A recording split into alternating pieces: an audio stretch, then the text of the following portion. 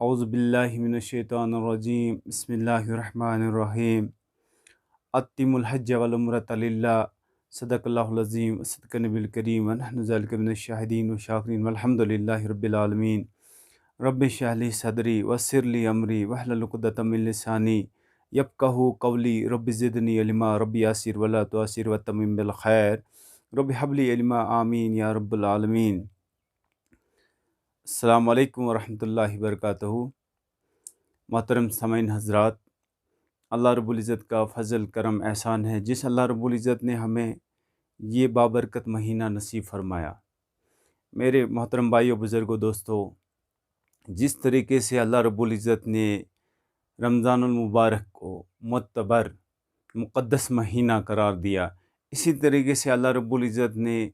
ذی الحجہ کو، اس مہینے کو بھی معتبر اور زبردست برکت والا مہینہ اللہ رب العزت نے اس کو بھی مقرر اپنے بندوں کے لیے فرمایا۔ جہاں تک رمضان المبارک کا تعلق ہے تو رمضان المبارک میں اللہ رب العزت نے انسان کو دو چیزیں عطا کی ہیں۔ ایک، اللہ رب العزت نے رمضان المبارک میں اللہ رب العزت نے اس بندے کو روزے کا نور، روزے کی نعمت نصیب فرمائی ہے، عطا فرمائی ہے۔ اس کے بعد دوسرا جو اللہ رب العزت نے اس بندے کو دوسرا جو انعام، یہ وہ رات ہے جس میں اللہ رب العزت نے لیلۃ القدر آخری عشرے کے اندر، طاق راتوں کے اندر اللہ رب العزت نے اس بندے کے لیے مقرر فرمائی ہے، تاکہ زیادہ سے زیادہ یہ بندہ میرا فائدہ اٹھائے اس رات سے۔ اسی طریقے سے اللہ رب العزت نے ذی الحجہ کے اندر بھی اللہ رب العزت نے اس انسان کے لیے دو انعامات رکھے ہیں۔ سب سے پہلا انعام جو ہے جس کو اللہ رب العزت اس بندے کو دینا چاہتا ہے، وہ ہے جو ذی الحجہ کے پہلے 10 دن ہیں، اس میں سے 9 دن کا روزہ، اور اس کے اندر جو اعمال ہیں، نیک اعمال کرنا، وہ اللہ رب العزت کے اتنے زیادہ پسندیدہ ہیں، اتنے زیادہ پسندیدہ، جو بھی ذی الحجہ سے باقی چھوڑ کے، ذی الحجہ کو چھوڑ کے جو بھی 11 مہینے بچتے ہیں، ان میں انسان جو بھی اعمال کرتا ہے، ان تمام اعمال سے زیادہ پسندیدہ اعمال اللہ رب العزت کے نزدیک ذی الحجہ کے پہلے 10 دنوں کے اعمال۔ تو کتنی زبردست فضیلت والی، تو اللہ رب العزت کے نزدیک یہ اعمال، پیارے نبی صلی اللہ علیہ وسلم نے صحابہ سے فرمایا، یہ جو 10 ذی الحجہ کے دن ہیں، اس کے اعمال اللہ رب العزت کو اتنے پسند ہیں، اتنے پسند ہیں، باقی جتنے بھی دن ہیں، جتنے بھی باقی دن ہیں، ان اعمال میں سے سب سے ٹاپ۔ تو صحابہ نے عرض کیا، یا رسول اللہ صلی اللہ علیہ وسلم، اگر کوئی شخص جہاد کے لیے جاتا ہے اور اس کا جو عمل ہے اس عمل سے بھی بڑھ کر، تو پیارے نبی صلی اللہ علیہ وسلم نے فرمایا اس عمل سے بھی بڑھ کر، سوائے ایک شخص کے جو اللہ کے راستے میں جہاد کے لیے نکلا، اپنے ساتھ مال اٹھایا اور اس کے بعد واپس نہیں لوٹا، یعنی اللہ کے راستے میں ہی شہید ہو گیا۔ تو شہادت کا درجہ اس سے آگے کا درجہ ہے۔ باقی جتنے بھی سارے اعمال ہیں، ان اعمال میں سے یہ 10 دن سب سے اونچے دن ہیں۔ تو اس لیے ان 10 دنوں کے اندر ہم نے اللہ رب العزت کو خوش کرنا ہے، اللہ رب العزت کی خوشنودی کو حاصل کرنا ہے، بہت لگن اور محنت کے ساتھ کام کرنا ہے، اور یہ 10 دن ہمارے ایسے گزریں جیسے رمضان مبارک کے دن گزرتے ہیں۔ تو اس مہینے کے اندر جو ہمیں 2 انعام ملے ہیں، ایک انعام کہ ہم نے نفلی روزے رکھنے ہیں، اس کے اندر 9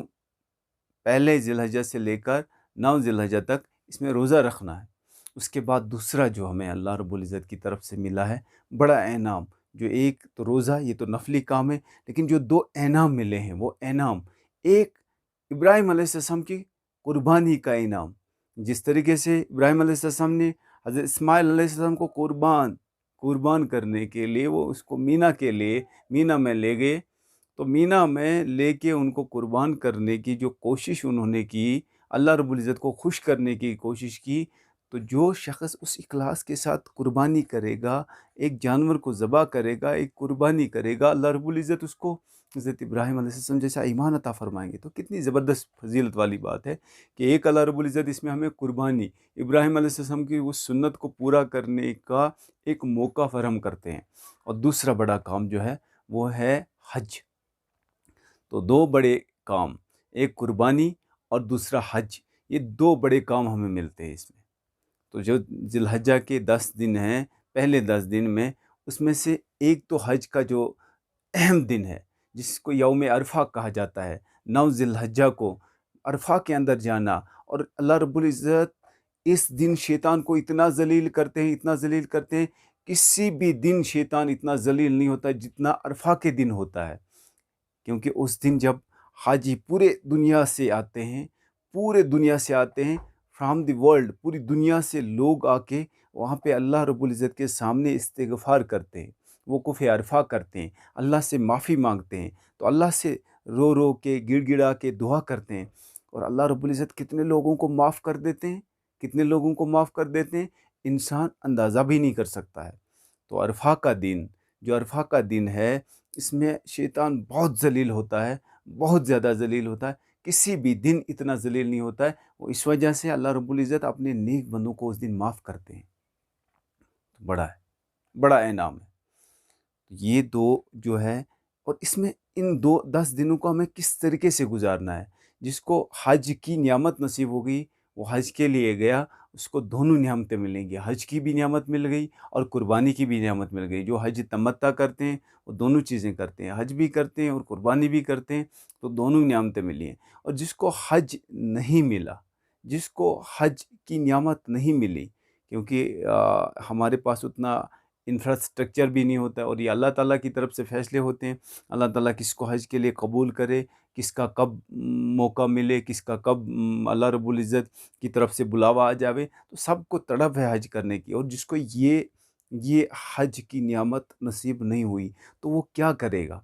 تو اس کے لیے کون کون سے کام کرنے ہیں یہ 10 دنوں کے اندر، تاکہ اللہ رب العزت ہم سے راضی ہو جائے۔ سب سے پہلا کام جو کرنا ہے، قرآن کی اتنی زیادہ تلاوت کرنی ہے، اپنے آپ کو قرآن کے ساتھ اٹیچ کر دینا ہے،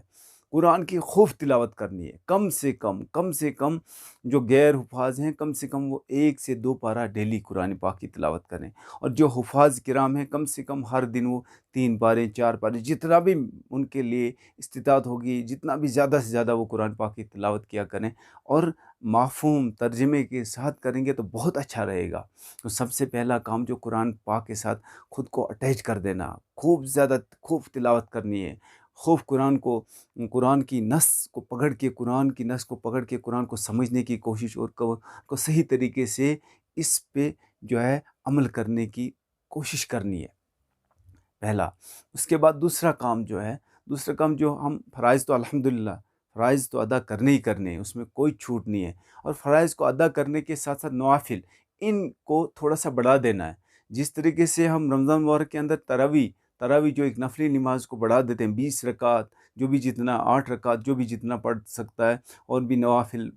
کا جو اہتمام کیا کرتے ہیں، تو اس طریقے سے ان دنوں میں ہمیں نوافل کا بہت زیادہ اہتمام کرنا ہے، جتنا ہم سے ہو سکے اتنا زیادہ نوافل پڑھنے ہیں، یہ دوسرا کام کرنا ہے۔ اس کے بعد تیسرا کام کیا ہے؟ تیسرا کام یہ کرنا ہے، ہم نے اپنے آپ کو ذکر میں اتنا مشغول کر دینا ہے، اتنا مشغول کرنا ہے، کسی اور بات کرنے کی ہمیں فرصت ہی نہ ملے۔ تو ذکر کو بہت زیادہ اس میں ریکمنڈڈ ذکر جو ریکمنڈ کیا گیا ہے، تو اس میں تکبیر ہے، تحلیل ہے، اور تکبیر تحلیل اس کا زبردست، تکبیر تحلیل کا اور تسبیح کا زبردست ذکر کریں، یعنی تیسرے کلمہ یا یہ کلمات ہم دہرائیں: اللہ اکبر لا الہ الا اللہ واللہ اکبر وللہ الحمد، تیسرے کلمے کی تسبیح کریں۔ تو اس کو خوب ذکر کریں، اتنی زیادہ ذکر کریں۔ پیارے نبی صلی اللہ علیہ وسلم کا مبارک ارشاد ہے: جو اللہ کا بندہ اللہ کی ذکر کرتا ہے، وہ اس کی مثال زندہ انسان کی مثال ہے، اور جو ذکر نہیں کرتا ہے اس کی مثال مردے کی ہے۔ تو اس لیے ہم نے زندہ رہنا ہے۔ تو ذکر جو ہے، خالد بن ولید سے پوچھا گیا: آپ اتنے سارے لوگوں کے مقابلے میں اکیلا کیسے لڑو گے؟ تو اس نے کہا: مجھے پتہ ہے، مجھے معلوم ہے، جتنے بھی لوگ ہیں ان میں سے کوئی ذکر نہیں کرتا ہے۔ جب کوئی شخص ذکر نہیں کرتا ہے تو پتہ یہ چلا یہ سارے جو ہیں مردہ ہیں، اور میں ذکر کرتا ہوں، اللہ کو یاد کرتا ہوں، تو میں زندہ ہوں، اس لیے میں ان سب کے مقابلے میں لڑ سکتا ہوں۔ تو ذکر کرنا، اپنے آپ کو زندہ رکھنا، اپنے روح کو زندہ رکھنا، اپنے دل و دماغ کو زندہ رکھنا، اپنی سوچ کو زندہ رکھنا، تو خوب ذکر کرنا ہے، تحلیل کی ذکر کرنی ہے، تکبیر کی ذکر کرنی ہے، اور تسبیح کی ذکر کرنی ہے۔ تسبیح کا مطلب سبحان اللہ سبحان اللہ سبحان اللہ، تکبیر اللہ اکبر، تحلیل کی ذکر کرنی، لا الہ الا اللہ لا الہ الا اللہ لا الہ الا اللہ، تو آئیے ذکر کو خوب، اتنا ذکر کہ اللہ کہ رطب اللسان جسے کہا گیا ہے، اللہ کے رسول نے فرمایا رطب اللسان، مومن رطب اللسان، یعنی اس کی زیب ہوتی ہے، زبان ہوتی ہے، وہ اللہ کی یاد میں اتنی مشغول ہوتی ہے، تر و تازہ ہمیشہ رہتی ہے۔ تو ذکر کا کرنا ہے، اور اس کے بعد کیا کرنا ہے؟ استغفار، زیادہ سے زیادہ اللہ سے معافی مانگنی ہے، اللہ سے معافی۔ تمام پیغمبر علیہ السلام کی سنت ہے، اللہ سے معافی مانگتے تھے، استغفار کیا کرتے تھے، لا الہ الا اللہ انت سبحانک انی کنت من الظالمین، ربنا ظلمنا انفسنا ولم تغفر لنا وترحمنا لنکونن من الخاسرین، استغفر اللہ استغفر اللہ استغفر اللہ۔ تو خوب اللہ کی ذکر بھی کریں گے، خوب استغفار بھی کریں گے۔ پیارے نبی صلی اللہ علیہ وسلم کے بارے میں آیا ہے، پیارے نبی صلی اللہ علیہ وسلم ان الخطا امام الانبیاء بعد از خدا بزرگ تو ہی قصہ مختصر، اس کے باوجود بھی پیارے نبی صلی اللہ علیہ وسلم دن میں 70 مرتبہ استغفار کیا کرتے تھے، اللہ سے معافی مانگا کرتے تھے۔ تو مومنوں کی شان یہ ہے کہ وہ بھی اللہ سے معافی مانگیں۔ تو اس گھڑی میں یہ 10 دنوں کے اندر اس معیار کو تھوڑا سا بڑھا دیں گے اور زیادہ کر دیں گے، اور خوب اللہ سے معافی مانگیں گے۔ یا اللہ سے معافی مانگنے کا مہینہ ہے، اللہ سے معافی مانگنے کے دن ہے، تو اللہ سے معافی مانگیں گے۔ اس کے بعد کیا کریں گے؟ اللہ سے معافی بھی مانگی، ذکر بھی کی، تلاوت بھی کرتے ہیں، اپنے رشتہ داروں کے ساتھ صلہ رحمی کرنی ہے، اللہ کے لیے اپنے رشتہ داروں کے ساتھ صلہ رحمی کرنی ہے، ان کے پاس جانا ہے، ان کو خوش کرنا، ان کے ساتھ خوشی کی بات کرنی ہے، ان کے غم میں شریک ہونا، ان کے دکھ میں شریک ہونا، خاص کر ان دنوں میں جس کے ساتھ انبنت ہوئی ہے اس کے ساتھ بنانے کی کوشش کرنی ہے، اپنے رشتے کو مضبوط کرنا ہے، اپنے رشتے کو بنانا ہے۔ تو اللہ کی رضا کے لیے اپنے رشتے کو، جو بھی آپ سے روٹھا ہے اس کے پاس جا کے اس سے معافی لینی ہے، بھلے آپ کا خطا بھی نہ ہو۔ تو یہ اللہ آپ سے چاہتا ہے کہ آپ اپنے رشتہ داروں کو معاف کر دیں اللہ کی رضا کے لیے۔ جو اللہ کی رضا کے لیے اللہ کے بندوں کو معاف کرتا ہے، اللہ خوشی خوشی اس کو معاف کر دیں گے۔ تو کتنی بڑی عظیم بات ہے، جو جتنا اللہ سے معافی کی، اللہ سے خوشنودی کی، اللہ سے مغفرت کی طلب میں لگا رہے گا، تو وہ اتنا ہی اللہ کے بندوں کو اللہ کی رضا کے لیے معاف کرنے کا جذبہ رکھے اور معاف بھی کرے۔ تو اللہ کے لیے اللہ کے بندوں کو معاف کرنا، اپنے رشتہ داروں کے ساتھ صلہ رحمی کا معاملہ کرنا، اللہ اپنے رشتہ داروں کے ساتھ جوڑے رہنا، اور اس مہینے کے اندر اس 10 تاریخ کو جس کے پاس استطاعت ہے وہ قربانی کرے، قربانی کرے، قربانی کرے۔ زکوٰۃ کا مسئلہ یہ ہے کہ اگر آپ کے پاس 7.5 تولے سونا ہے تو آپ نے جو ہے آپ نے زکوٰۃ دینی ہے۔ اگر آپ کے پاس 52 تولے چاندی ہیں تو آپ نے زکوٰۃ دینی ہے، اور یہ ایک سال تک، پورا سال تک رہے گی تو۔ لیکن قربانی کا وہ نہیں ہے، قربانی کا یہ چیز ہے، قربانی کا مسئلہ یہ ہے کہ آپ کے پاس اگر اس معیار تک پیسہ ہے، آپ کو اس وقت ہے، اگر آپ کو قربانی کے دن 10 یا 11 یا 12 آپ کے پاس اتنا پیسہ آتا ہے، یا مجموعی طور آپ کے پاس اتنی رقم ہے، یا ساری چیزوں کا نصاب لگا کر اتنا ہے آپ کے پاس، تو آپ کو قربانی کرنی ہے۔ اس لیے بڑی زبردست عظیم، کیونکہ قربانی کے ساتھ جو فضائل جڑے ہیں، جتنے بھی اس کے جانور کے بال ہوتے ہیں، اس بال کے بقدر اللہ رب العزت گناہ معاف کر دیتے ہیں۔ اتنا ہی نہیں، اس پہ بس نہیں، یہ شروعات ہے، اس سے آگے اللہ رب العزت کتنا چاہیں اتنا دے دیں گے۔ تو اس لیے اس فریضے کو، اس ابراہیم علیہ السلام کی قربانی کو ہم نے ادا کرنا ہے، اللہ کی رضا کے لیے، اللہ کو خوش کرنا ہے۔ اللہ نے مال دیا ہے، اللہ نے سب کچھ دیا ہے، تو اللہ کی رضا کے لیے یہ قربانی کر دیں گے انشاءاللہ۔ اور اتنا یہ قربانی کس پہ واجب ہے؟ جو عاقل ہو، بالغ ہو، ایمان والا ہو، اللہ کو ماننے والا ہو، پیارے نبی صلی اللہ علیہ وسلم کی اطاعت کرنے والا ہو، اور صاحب نصاب ہو، اس کو قربانی کرنا واجب ہے، اور ہم نے یہ قربانی کرنی ہے انشاءاللہ۔ تو ہم سب مل کے یہ فرائض جو ہے اس کو انجام دیں گے، اور جتنے بھی برکات ہیں اس مہینے کے، ان 10 دنوں کے، ان کو ہم پوری طرح سے کوشش کریں گے اس میں زیادہ سے زیادہ فائدہ اٹھائیں۔ تو 10 تاریخ کو یوم نحر کہا گیا ہے، کیونکہ اس دن جو ہے قربانی حضرت ابراہیم علیہ السلام نے دی، پیارے نبی صلی اللہ علیہ وسلم نے دی، صحابہ نے دی، تابعین نے دی، تبع تابعین نے دی، اولیاء کرام نے دی، بزرگوں نے دی، تو ہم نے بھی دینی ہے۔ اس کے لیے اس کو یوم نحر کہا گیا۔ اس کے بعد ایام تشریق ہے، ایام تشریق میں اللہ رب العزت کو ہر نماز کے بعد جو ہے نماز لجہ سے شروع ہوتے ہیں، قلیلہ تسبیح، اللہ اکبر لا الہ الا اللہ اللہ اکبر وللہ الحمد۔ تو یہ ایک نغمہ اللہ رب العزت نے عطا فرمایا، اور جس کا قربانی کا ارادہ ہے، مجھے قربانی کرنی ہے، تو اس کے لیے بہتر یہ ہے کہ وہ اپنے ناخن نہ کاٹے، وہ اپنے بال نہ کاٹے، وہ اپنے بال اس کو ایسا وہ ایسا دکھنا چاہے جیسے کہ وہ حاجی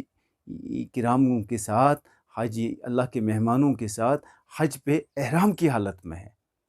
تو اس لیے اللہ رب العزت اس کو دیکھنا چاہتا ہے کہ میرا بندہ میرے لیے کوئی بناؤ سنگار نہیں کرتا ہے، کوئی بناؤ سنگار نہیں کرتا ہے، میرا بندہ میرے لیے کتنا مجھے خوش کرنے کی کوشش کر رہا ہے۔ تو کوئی ادا اللہ کو پسند آ جائے نا، تو تاکہ ہمارا بیڑا پار ہو جائے، ہمارے لیے، پوری امت کے لیے، پوری دنیا کے لوگوں کے لیے ہدایت کا ذریعہ بن جائے۔ اللہ تعالیٰ کو بس ایک بہانہ چاہیے، معاف کرنے کا ایک بہانہ چاہیے۔ تو اللہ رب العزت سے دعا ہے، اللہ رب العزت ہم سب کو معاف فرمائے، پوری امت کو معاف فرمائے، پورے دنیا کے انسانوں کو معاف فرمائے، مسلمانوں کی ہدایت فرمائے، اصلاح فرمائے، اور اللہ رب العزت غیر مسلم کی بھی ہدایت فرمائے۔ اللہ رب العزت ان کو ایمان نصیب فرمائے، پوری دنیا کے انسانوں کو اللہ رب العزت ایمان والا بنا دے۔ اللہ رب العزت پوری امت کو ایک اور نیک بنا دے۔ اللہ رب العزت ہم سب کے گناہ معاف فرمائے، ہدایت کے فیصلے فرمائے۔ اللہ رب العزت تمام دنیا کے انسانوں کو اللہ رب العزت جنت میں جگہ نصیب فرمائے۔ آمین وآخر دعوانا والحمد للہ۔